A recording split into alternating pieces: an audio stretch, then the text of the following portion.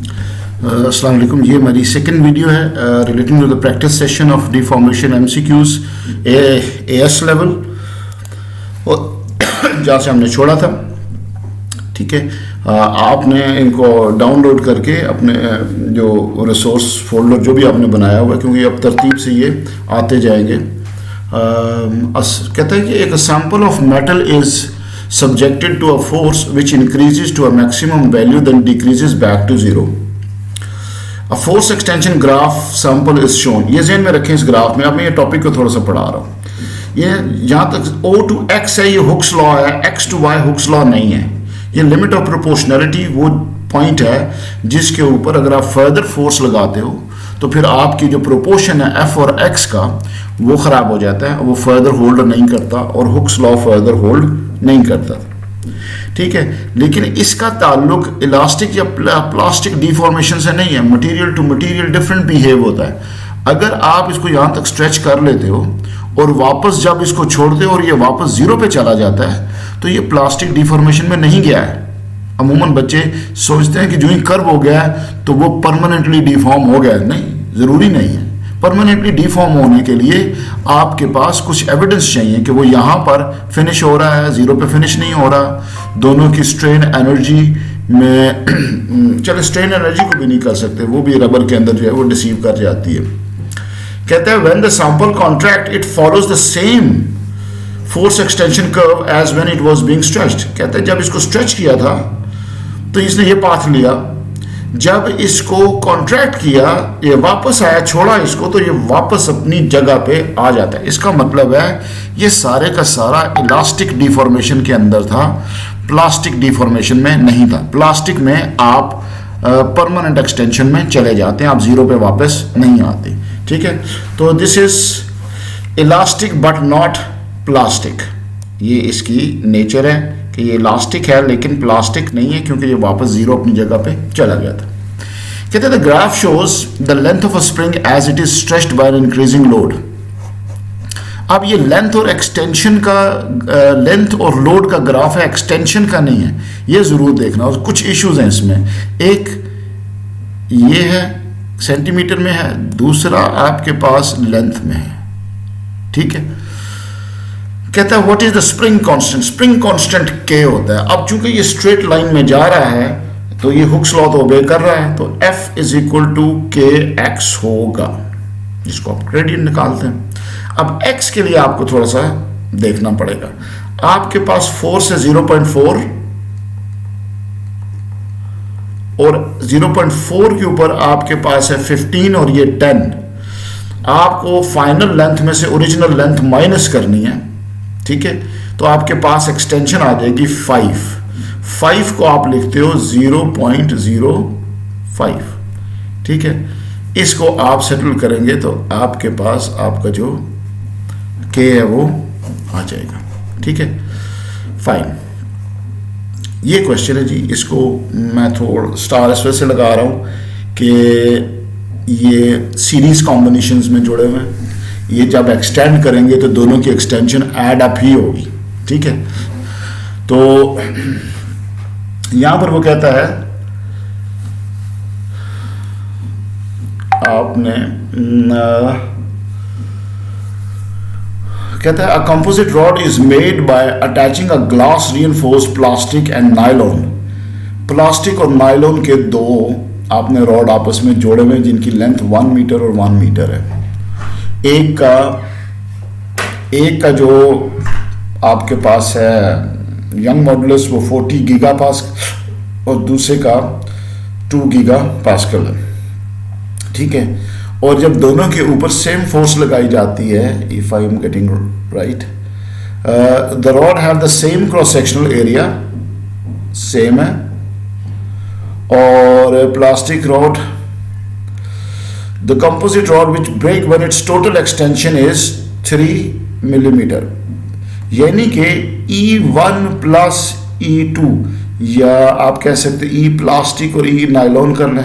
नहीं, E1 और E2 ठीक है। ये E1 फॉर दिस वन और E2 is for the nylon. ये दोनों की जो एक्सटेंशन है that is 3 millimetre. What is the greatest tensile stress that can be applied to composite rod before it breaks? अगर ये उसकी लिमिट है तो उसके पास maximum tensile stress, the maximum force, tensile stress क्या होती है? The maximum force before the object break. ठीक है, तो एक्सटेंशन आपके पास है ये। इसका हैक क्या है, इसको करना क्या है? इस वजह से इसको मैंने स्टार दिया है कि इंपॉर्टेंट क्वेश्चन है कि एक तो ये कॉम्बिनेशंस के अंदर है, दूसरा इसकी स्टेटमेंट बड़ी लंबी है। ठीक है, तो हमारे पास अगर एक का यंग मॉडुलस मैं ले लूं प्लास्टिक का, E इज इक्वल टू हम करते हैं स्ट्रेस ओवर स्ट्रेन है, क्योंकि हमने निकालना स्ट्रेस, हम इसको ओपन अप नहीं करते। स्ट्रेस ओवर स्ट्रेन, स्ट्रेन का होती है एक्सटेंशन ओवर ओरिजिनल लेंथ। ठीक है, तो मैं ऐसा करता हूं कि इसको सिंप्लीफाई करता हूं। ये मेरे पास E1 था, E1 is equal to stress into L over इसका यंग मॉडुलस। ये मैंने सिंप्लीफाई किया। जो दूसरा करूंगा वो भी कोई ऐसा ही आएगा कि स्ट्रेस और इनटू L, चूंकि दोनों की लेंथ सेम है तो मैं L को L ही रख रहा हूं, ओवर EN। अब वो कहता है कि जी दोनों की एक्सटेंशन E1 प्लस E2, ये हमारे पास 3 मिलीमीटर है।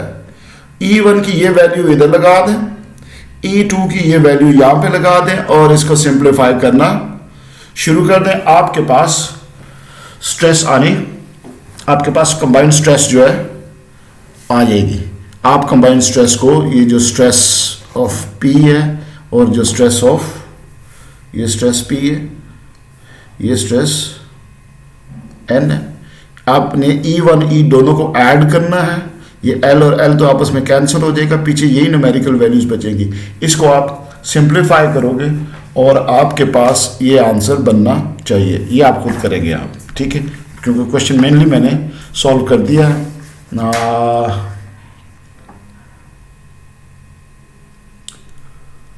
आपके पास आप इन स्ट्रेस को अगर आप लगाते हैं फोर्स दोनों के ऊपर तो फिर एक जैसी आ रही है, क्योंकि सीरीज के अंदर लगे हुए हैं। तो आप बेशक इस पे ना भी जाए, इसको एक स्ट्रेस रखें और एंड के ऊपर जो आपके पास फॉर्मूला बन रहा होगा वो ज़रा यूँ देख लें आप कि स्ट्रेस कॉमन आ जाएगी and 1 over EP Young modulus of plastic plus 1 over Young modulus of nylon is equal to 3 millimetre. ये सिंप्लीफाई होके आपके पास आ जाएगा और आप यहाँ से स्ट्रेस की वैल्यू निकाल लेंगे। ठीक है जी, ऑलराइट, आगे चलते हैं जी क्वेश्चन नंबर 20 के ऊपर। क्वेश्चन नंबर 20 को भी मैं स्टार्ट करता हूँ। इसके अंदर एक डेफिनेशन इन्वॉल्व है। वो डेफिनेशन क्या है? वो डेफिनेशन ये है कि strain energy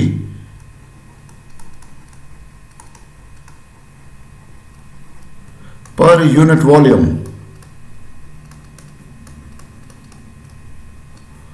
is equal to half stress into strain। ये फॉर्मूला है एक, इसकी डेरिवेशन भी आती है। ठीक है, इसको मुझे उम्मीद तो है मैंने ये आपको पढ़ाया हुआ है। ठीक है, और लेकिन मैंने जैसे जो बच्चों ने नहीं अटेंड किया, मैंने कहा साथ साथ मैं एक्सप्लेन करूँगा, तो मैं ज़रा इसको एक्सप्लेन करता हूँ कि स्ट्रेन एनर्जी हमारे पास होती किसके बराबर है। ये हमारे पास होती है half F of x strain energy per unit volume. Volume होता है एरिया इनटू लेंथ। ठीक है जी, अच्छा जी, अब आप यहां पर देखें हाफ एफ ओवर ए क्या है, दैट इज स्ट्रेस, और ये आपके पास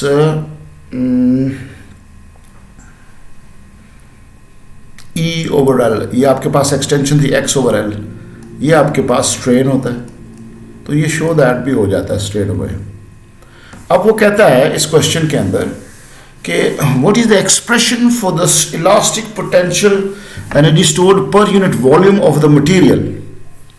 अब यहाँ पर उसने अपने कुछ नाम रखे हुए हैं। यहाँ पे यंग मॉडुलस E है, टेंसाइल स्ट्रेस S है, हुक्स लॉ ओबेड हो रहा है, यानी हाफ S तो है ही है, ठीक है। और यंग मॉडुलस हमारे पास E है। यंग मॉडुलस को लिखते हैं हम कि यंग मॉडुलस हमारे पास यहाँ पर बनता है या नहीं बनता।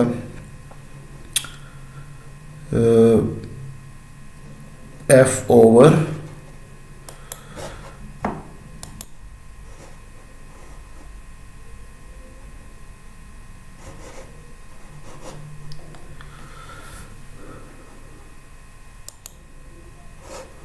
अच्छा जी हमारे पास, ठीक है, इस फॉर्मूले को लेते हैं हम। हाफ स्ट्रेस है ये देखिए हमारे पास, इस फॉर्मूले को ले रहे हैं। हाफ स्ट्रेस की जगह S है, उसने कहा स्ट्रेस S होता है हमारे पास। स्ट्रेन हमारे पास होता है, जरा इसको देखिएगा आप, मेरे पास है Young modulus is equal to stress over strain. तो स्ट्रेन हमारे पास हो गया stress over Young modulus. Stress है S, यंग मॉडुलस है E, तो S ओवर E हमारे पास हो गया स्ट्रेन। तो ये फॉर्मूला बन गया half S square over E। ये हाफ किधर गया, ये बन गया half S square over E। दोबारा देखिए, आपको strain energy per unit volume का फॉर्मूला आना चाहिए, half stress into strain. Stress S है, स्ट्रेन को in terms of Young modulus आपने देख लेना है कि ये हमारे पास strain stress over Young modulus आता है, वो आप फिलअप कर दें, you will get the answer इसमें, ठीक है जी। अच्छा आगे चलते हैं हम इसमें, ये सारे आसान हैं। इस सवाल पे आए, कहते हैं जी a rubber band is stretched by hanging weights on it and the force extension graph is plotted. What is the best estimate of the strain energy stored in the rubber band when it is extended 30 centimeter? ठीक है, तो ये अमूमन बच्चे कहते हैं कि sir एक दफ़ा हमें ना ये डब्बे गिनने वाला तरीक़ेकार जो है वो समझा दें। तो ये वही क्वेश्चन है कि area under the graph is strain energy half F of x, ठीक है, ये हमारे पास है। और ये एरिया अंडर द ग्राफ से पता चलता है, क्योंकि अब एरिया अंडर द ग्राफ में इसको देखें ज़रा, ये करते कैसे हैं आप। ये फर्स्ट बॉक्स जो है, जो बड़ा बॉक्स है, इसको देखें आप, इसको 5 इंटू 10 और ये सेंटीमीटर के मीटर बना दें,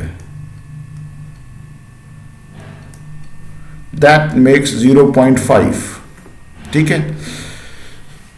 ये एरिया आता है कितने बॉक्सेस का, 50 बॉक्सेस का। आपने सबसे पहले एक बॉक्स के, जो एक बड़ा बॉक्स है 1 सेंटीमीटर का बॉक्स है, उसकी आप निकाल सकते हैं, ठीक है। आप इसके भी कर सकते हैं ताकि आपको रेशियो पता चल जाए कि 50 boxes is equal to 0.5 area जो है इसका है, ठीक है। और एरिया एनर्जी होगा हमारे पास, फाइन। अब आपने ये नंबर ऑफ बॉक्सेस गिन लेने हैं। जैसे मिसाल के तौर पर मैं कहता हूँ, आप नंबर ऑफ बॉक्सेस गिनने का तरीका क्या है कि जो हाफ वाले हैं या हाफ से ज़्यादा है वो 1 गिने जाएंगे, जो हाफ से कम है वो गिना ही नहीं जाएगा। जैसे ये है 1 2 3 4 5 6 7 8 9 10 11 12 13 14 15 16 और 17 18 19 20 21 22 23 24 25 26 27 28 29 30 31 32 33 34 35 36 37 38 39 40 41 42 43, यहाँ तक आपके 43, और ये आपके पास 1 2 3 4 5 6 इंटू 10, ये आपके पास 60, और ये 1 2 3 4 5 6 7 8 9 10, और ये भी 1 2 3 4 5 6, ये भी आपके पास 60 बनते हैं, क्योंकि ये more than half of the box हैं सारे। अब यहाँ पर आ जाए आप, ये 10 और ये 9, 19, 20, 1, 2, 3, 4, 5, 6, 7, 8, 9, 10, 11, 12, 13, 33, 34, 35, 36, 37, 38, 38। ठीक है जी। तो ये आपके पास टोटल नंबर ऑफ बॉक्सेस बन गए। मुझे इस वजह से चूंकि रिक्वेस्ट आई थी तो मैंने ये पूरा लंबा काम किया आपके लिए। तो ये हमारे पास बन गया 120, 163,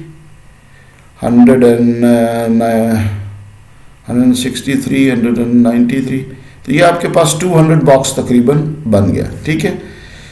अगर 50 बॉक्स 0.5 है तो 200 box 0.5 over 50 into 200, that is almost 2.0। ठीक है जी, जूल बन जाता है। किसके नियरेस्ट है आप? उसने कहा था एस्टिमेट, तो we are closer to this one, that's how we will go in it. ठीक है जी। अच्छा जी, उसके बाद आ जाए जी, ये question area under the graph वाला ही है। वो कहता है total work done in stretching the sample from 0 to 12 millimeter extension simplify the calculation by treating curve X Y as a straight line. अगर आप इसको एज अ स्ट्रेट लाइन ले लेते हैं ये, तो भाई आपका ये बन जाएगा, ये आपने टोटल वर्क डन निकालना है 0 to this। ठीक है। तो आपके पास ये एक ट्रेपीजियम है, इसका एरिया और इसका एरिया, इन दोनों को आप ऐड अप करेंगे तो आपके पास हाफ ऑफ एक्स आएगा। एक्सटेंशन को आपने मिलीमीटर को इंटू 10⁻³ कंसिडर करना है। फॉर्मूला क्या लगेगा? ट्रायंगल में half F of x, half F of x, और इसमें लगेगा आपका half sum of parallel sides into height. ठीक है। दोनों को आपने ऐड अप करना है, you will get the answer in it. ठीक है जी। आगे हमारे पास कहता है जी 2 springs, one with spring constant K1 4 kilo Newton. ये ज़हन में रखना, ये बंदा भूल ही जाता है कि this is 4 kilo Newton, this is 2 kilo Newton, और ये लगे हुए हैं सीरीज के अंदर। अब सीरीज के अंदर जो है वो कैसे, जो केज है उनको कैसे, एक्सटेंशंस तो ऐड अप होती हैं और जो के हैं वो ऐड अप नहीं होते हैं, बल्कि वो तो पैरेलल जिससे रजिस्टर जाते हैं वैसे वो चलाते हैं इसमें। ठीक है। अब देखिए, इधर अगर हमारे पास एक्सटेंशन ई है, इधर हमारे पास एक्सटेंशन ई है, तो जो ई टोटल होगा हमारे पास वो E1 प्लस E2 में, इस वजह से ई है कि दोनों के स्प्रिंग सेम है। ठीक है।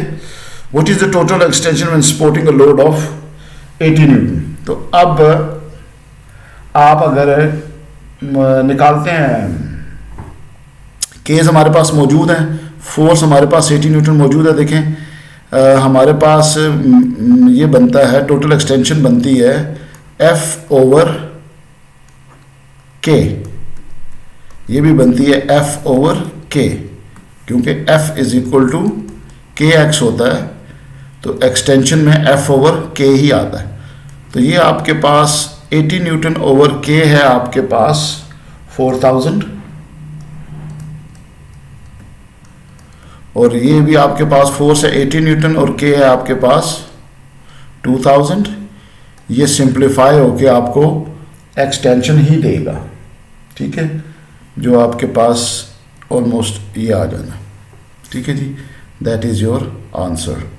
ये मीटर में आएगा वैसे 0.06 मीटर, क्योंकि ये सारी ये आपके पास मीटर में है ना, तो फिर ये आपके पास ये भी मीटर में आएगा। तो आपके आंसर सेंटीमीटर्स के अंदर है, तो इनको ज़रा आप देख लीजिएगा। ठीक है जी। अच्छा, इसमें जो कई क्वेश्चंस मैं आगे पीछे कर रहा हूँ, उसमें कई ऐसे जो हमने अटेंड भी नहीं करने हैं, जो इससे रिलेटेड है, ब्रिटल मटेरियल से या नायलॉन से या इस किस्म के। ये क्वेश्चन इसमें